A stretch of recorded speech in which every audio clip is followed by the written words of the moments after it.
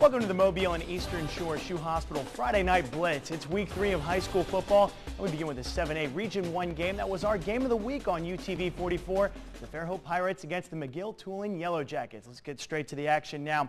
We go to the second quarter at Lipscomb Field. Fairhope quarterback Gray Jackson looks in the flat and decides to tuck it and run 34 yards in there for a touchdown.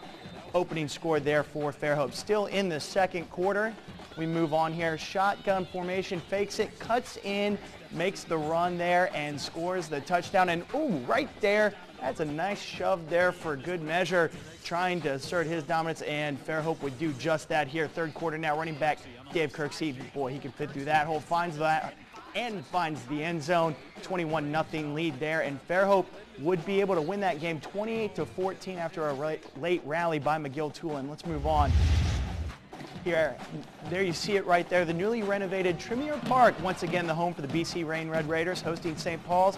Opening kickoff, BC Reign receiving the ball, and it gets a good run, but it, fumble there. St. Paul jumps on it, here we go, handing the ball off. That's Austin McPherson, takes the handoff, runs down, pushing his way for more yards. Later on that drive, first and goal from the 2, McPherson punches it in, 7-0, and here we go with Red Raiders now. Oh, a little shovel pass, getting creative there.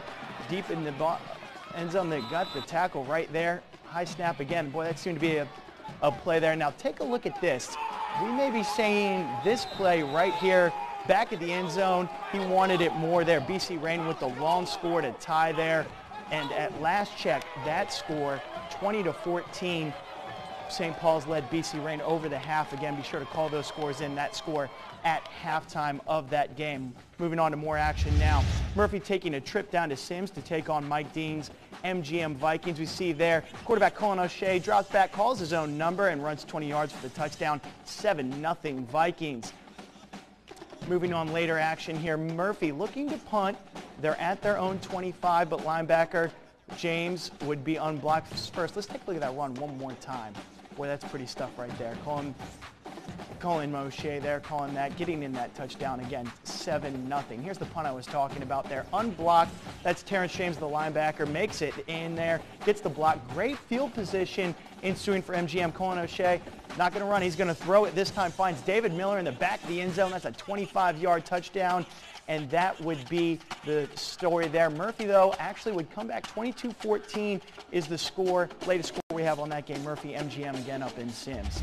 Now, another exciting game here. Daphne versus Blount would pick up in the second quarter.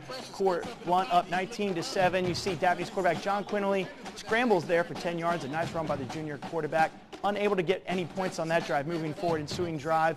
That's the running back, TJ Reed, up the left side. Now, but the Leopards would have to settle for a field goal. That would make it 10-19. A lot of action late in this game. This game actually, now we see the final score there, 31-25 Daphne. That game had gone into overtime after a late rally by Daphne, and they get the score there and the win. Great comeback by Daphne on that one. Moving on to action here, Spanish Fort playing in Ladd Peoples Stadium against Davidson, and the defending state champions. They've moved up a region, but boy, you couldn't tell it. Dominating Davidson in this game again at Ladd Peoples Stadium. You see there the interception, powerful, strong defense there by Spanish Fort, and they would move on and defeat Davidson. The final score on that one, 38-7. Not really a close one there. They continue that 26-game winning streak. Theodore and Baker right now. Baker Hornets looking to steam the Theodore Bobcats, and they would eventually. But number 16, he gets the interception, and it would lead to the LaMichael Perrine touchdown run. You see it here right there in the end zone. Now for Baker, check this out. One-handed catch by the kick returner. This probably isn't what the coach had in mind. Bobby Flott there. Oh, and the return, it was pretty good as well. 77 yards, and they would answer the Theodore touchdown with their own there. It's Ricky Brown, and they beat down Theodore there, 35-21. Just don't know if the coach would have liked that catch right there. Pretty impressive, though, nonetheless. More scores. Faith Academy, they would fall to UMS Wright, 41-7. That's a final score as well. More action we have for you here. Chickasaw, first win of the year for them against McIntosh, 37-8. You can bet everyone in Chickasaw having fun with that one. Again, first win in that program's history. Satsuma takes the 21-0 lead right now in the fourth quarter late and appear to be on their way to a victory. T.R. Miller against Bayside, they would get the win 34-23. And when we come back, Baldwin County takes on Gulf Shores and Saraland travels to Robertsdale. Stay tuned for much more of your highlights and scores on Friday Night Blitz.